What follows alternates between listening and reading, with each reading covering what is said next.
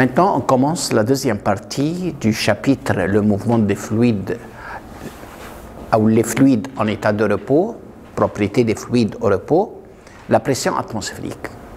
Que veut-on dire par pression atmosphérique? C'est la pression engendrée par une colonne d'air de section unité qui surmonte ce point. Encore une fois, la définition de la pression atmosphérique.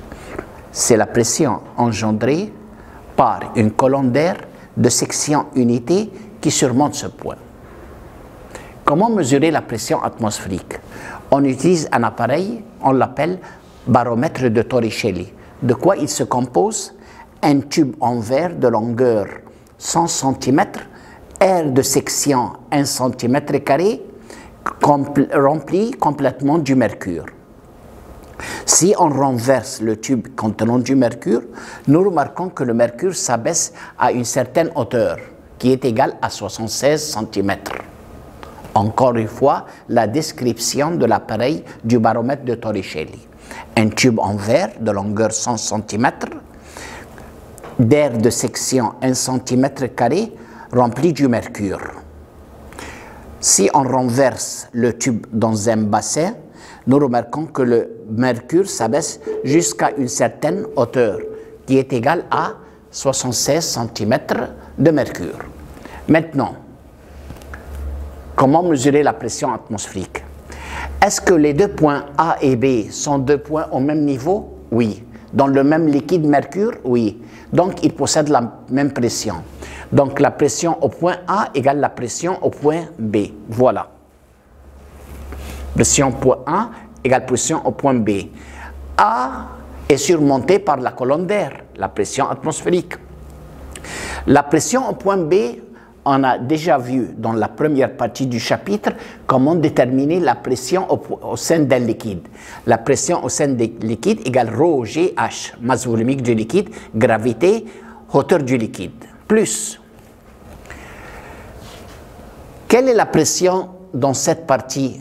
C'est vide d'air. La pression du vide, c'est égal 0, donc plus 0.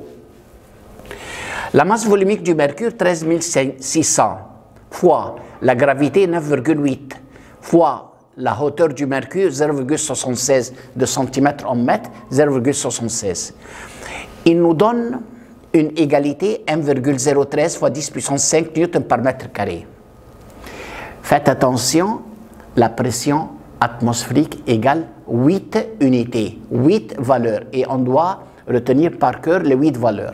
Première valeur, 1,013 fois 10 puissance 5 newtons par mètre carré, numéro 1. On enlève newton par mètre carré et on met un seul mot, une seule unité, pascal. Car 1 pascal égale 1 newton par mètre carré. Maintenant, on va enlever 10 puissance 5 newtons par mètre carré, 10 puissance 5 newtons par mètre carré, et on met à sa place 1 bar. Car 1 bar égale 10 puissance 5 newtons par mètre carré. On enlève tout 1,013 fois 10 puissance 5 newtons par mètre carré et on met un seul mot, 1 atmosphère. Donc 1 atmosphère égale 1,013 fois 10 puissance 5 newtons par mètre carré. Cinquième unité. Quelle est la longueur du colonne de mercure? 76 cm. De centimètres en mètres, on multiplie par 10, donc égale 760 mm de mercure. Septième unité. On enlève millimètre de mercure et on met à sa place un seul mot, le mot torr.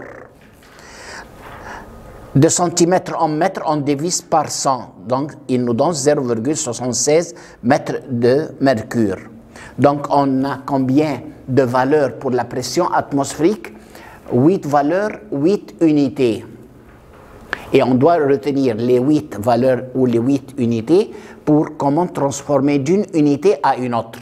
Par exemple, pour transformer de newton par mètre carré à bar ou par newton par mètre carré en centimètres de mercure, on doit savoir que ces 8 valeurs sont égaux. Maintenant, quelques commentaires sur la pression atmosphérique. D'abord, pourquoi on a utilisé le mercure pour remplir le baromètre de Torricelli? Pourquoi on n'utilise pas l'eau? Il y a 4 raisons. Pourquoi on choisit le mercure et non pas l'eau pour remplir le baromètre de Torricelli?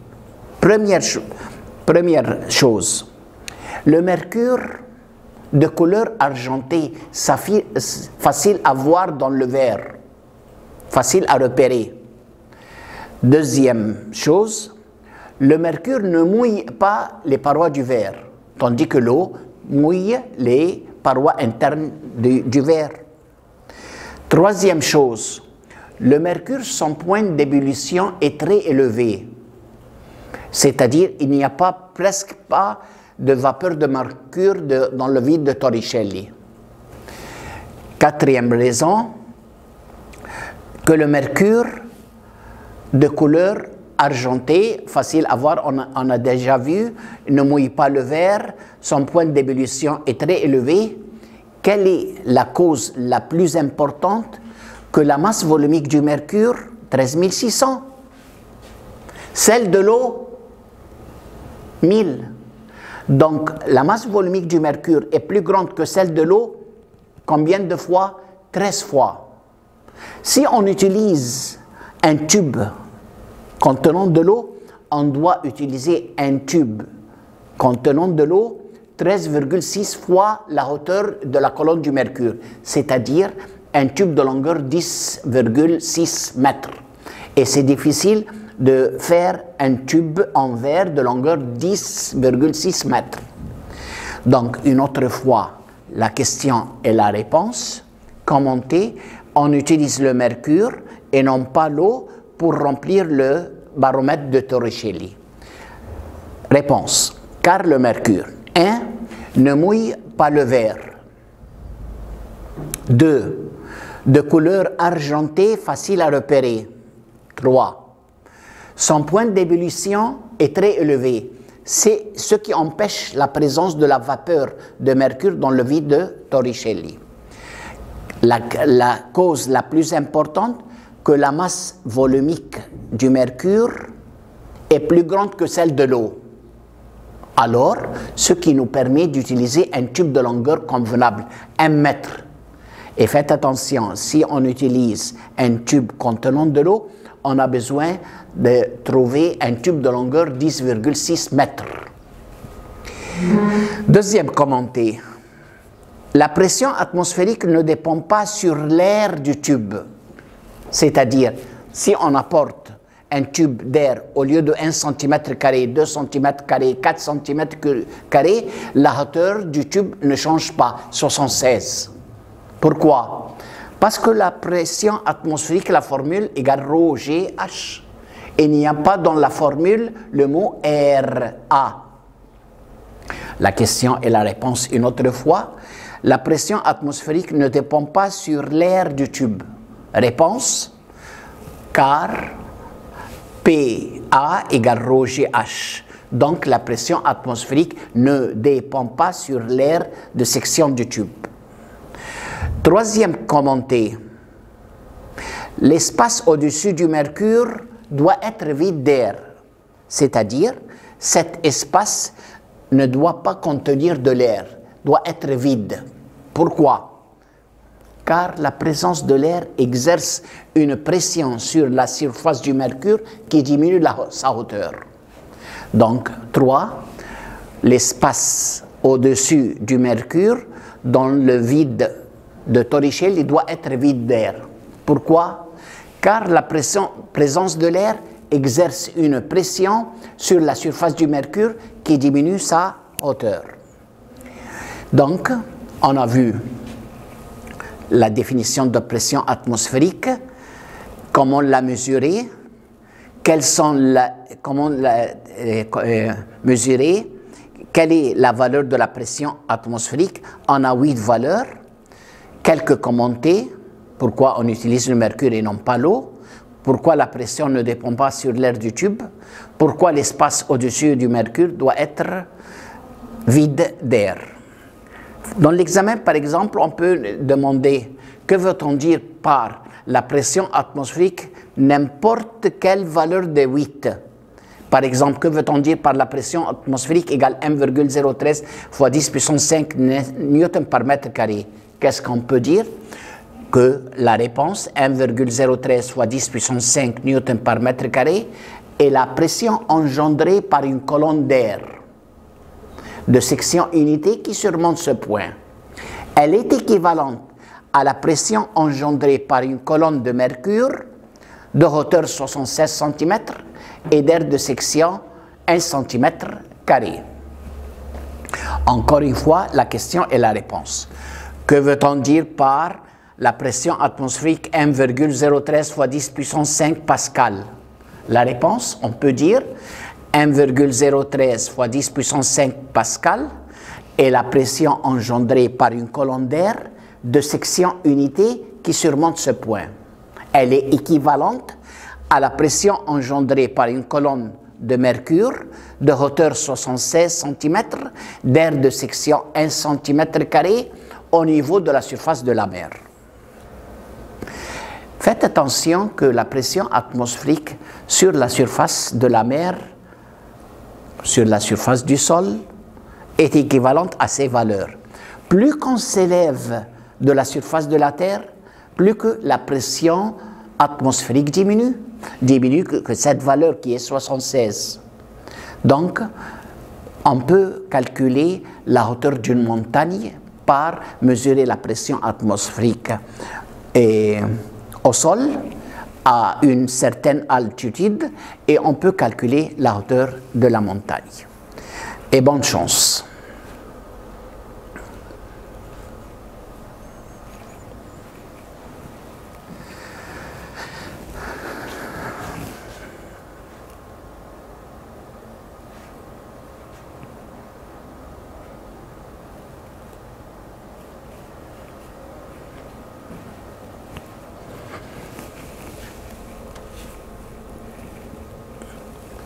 Maintenant, on va voir le manomètre. Le manomètre.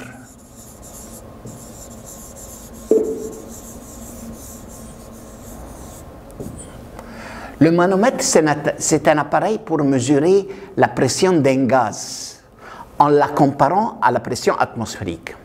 Quelle est sa structure? Il se compose d'un récipient relié à un tube en forme de lettre U,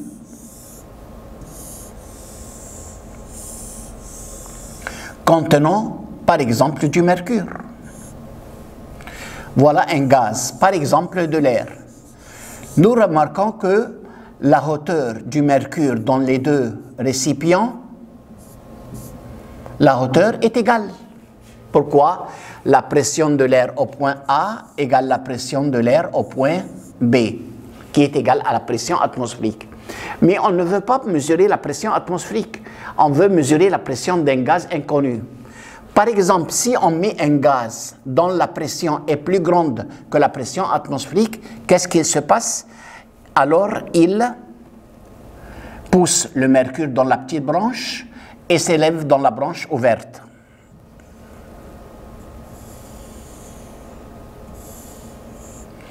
Il pousse le mercure ici et le mercure s'élève dans l'autre côté.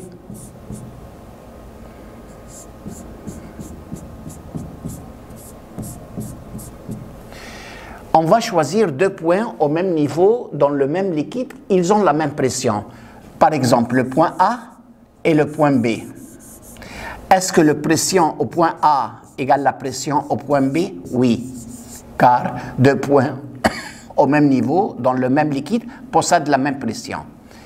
A surmonté par la pression du gaz. B est surmonté par deux choses. La pression atmosphérique, PA, et la pression du liquide. Pression atmosphérique plus pression du liquide qui est égale ρg H. Dans ce cas, si la pression du gaz est plus grande que la pression atmosphérique, mais par exemple, si la pression du gaz est plus petite que la pression atmosphérique,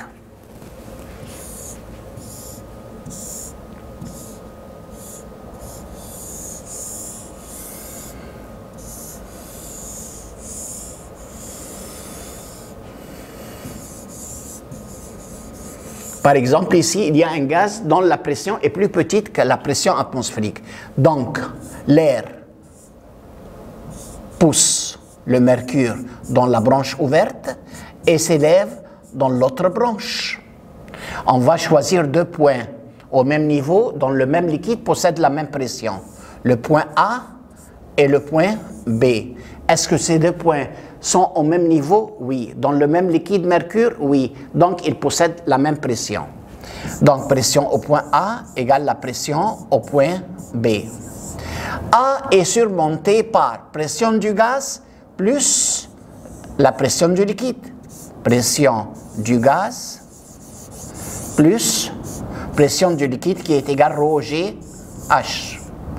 B est surmonté seulement par la pression atmosphérique. Si je veux seulement la pression du gaz, donc pression du gaz égale PA moins ρg H.